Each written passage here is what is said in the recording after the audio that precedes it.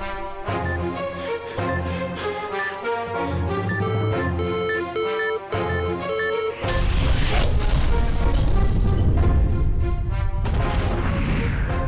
week in movies, we're talking about Bruno and 500 Days of Summer. Yeah.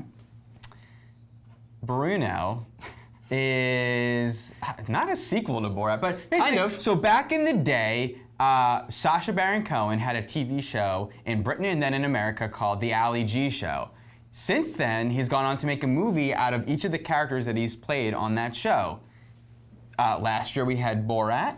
Did you see Dolly G movie? I did. It's very different. It's bad. It's a movie. I didn't think it was very good at all. Yeah, I agree.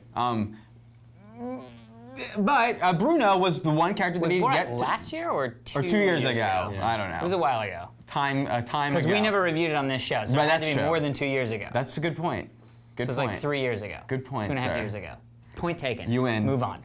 So Bruno is this year's entry. So basically, the last character that Sacha Baron Cohen had yet to make a movie out of is Bruno, and he's basically a gay fashionista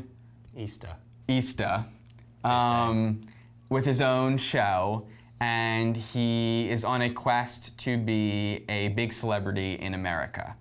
Oh, you're trying to explain a plot? Yeah, I mean, it has a plot, however loose. He has this technique of combining scripted elements with actual reality things that happen, where he's this character interacting with a real person. That doesn't realize. Sort of like Candid Camera meets some scripted movie. Yeah. So Punked, yeah. I like how Candid Camera is the reference. That's Welcome to 1964, courtesy of Alex Albright. Yeah.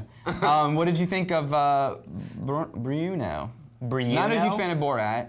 I liked Borat. I just, for me, that humor, which is my problem with the Ali G show. I love the humor when I can sort of let myself not feel like nervous and like that, like, oh, they don't know it, and I know this is funny, but there's a lot of suspense in this movie for it not being a suspense film. Well, so here's the thing, and this is what I locked into with Bruno, or with Borat. There was a lot of uncomfortable humor. 90% of the humor was uncomfortable. You know, in that, like, oh my God, is he gonna get out of this situation alive? Right. And those poor people that he's completely making look like assholes. Right. I actually was surprised at how little of that there was in this movie. It was sort of more like a scripted comedy, you know what I mean? And maybe it was because it was sort of a little bit more outlandish, or I think inevitably I enjoyed the movie. I thought it was really funny at parts. There were times that it got a little boring. I think that the character of the sort of like stereotypical, overly effeminate gay guy is like so like 1984 that I felt like it wasn't anything new to me, and so it kind of lost its luster. Like Borat was like the strangest thing you've ever seen. I'd never seen anything like it. The character was so like the character could just stand there and say something and it was funny. With Bruno, it was like you had to have a joke in there. You know what I mean? Like Borat could say like, "Oh, this is the door," and you're like, "Oh, geez, why? That's not a door." But Bruno, this there one's had more to the be back door. Yeah, right. But Bruno, there had to be a joke, like a written joke or a cleverly put joke, because the character itself wasn't. But I inevitably enjoyed it and thought it was funny. Astute point. I agree. A very astute point. I like the movie. You know, is it funny? Yes, it's very, very funny. Is it outrageous and subversive? Absolutely. Is it daring? You know, he does sort of this daredevil comedy where he throws himself into these situations that you cringe when you see them because you don't, like you were talking about, and not just for the people that he's doing it to, but for his own physical safety. Yeah. But you know, I couldn't help wondering how this movie is going to land on the gay community, because you know, as much as Borat was about xenophobia, this movie is clearly about homophobia, and the way he chooses to, I think what he's attempting to do is hold the mirror up to society. Right. The way he chooses to do that is by adopting such over-the-top stereotypes that border on completely unreal, you know, and almost and could possibly be offensive that there was a part of me that as I was laughing, I was cringing at the just over-the-top sexual stuff. You know, not because it's sexual and ooh, prudish, but just like treading that territory so much. Yeah. Where the movie flies for me is when you get like that extended casting sequence for the baby, where you get these people saying these things that you can't believe are coming out of human beings' mouths. You know, that's where this comedy, I think, flies so well. And Mexican chairs had me at hello. right? There's some really brilliant stuff, but I do think it suffers a little bit from sequelitis. In the sense that it is a sort of pale comparison, pale shadow of what Borat was, because it really is the same story. You know? What do you think, Dan? I agree with both you guys.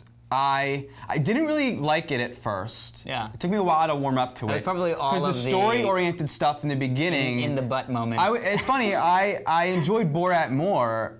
I'm flip-flopping you, even though I kind of agree with you in that I wanted more of that uncomfortable humor. I wanted more of the reality stuff. There's a lot more story-oriented stuff in this. Most definitely.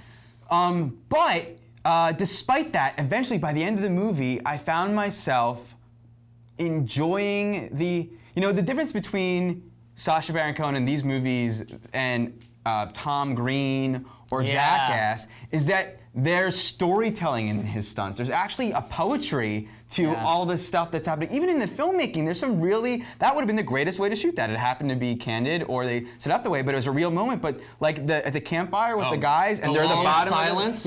A brilliant piece of storytelling. And so smart for him to know to stay quiet. So I ended up really loving the profound statement that at the end of the movie, I was like, holy crap. This is actually kind of good. Because at the end, it retreats a little bit back from the sex stuff, and it's just a vision of love between two men, and that is what is the most interesting thing. I want to say something before we move on to the next film. I want to say something because I think we take for granted in this room being cognizant of how movies are made and all those things, and I think a lot of people, we have an opportunity to inform some people about the way this kind of thing is made. You mean like our show? You mean the sort of trickery? The trickery is that it's some reality. What we don't. This isn't a documentary. It's not a documentary, and it's not completely fabricated. So anyone who says, "Oh, that shit's all scripted," they're lying. Anyone who says, "No, it's totally real," is lying. Like it really is a combination of both. So you have to accept it that way. And we don't know, like you referenced the baby people. We don't know if those people were told in the beginning, "This guy's kind of crazy.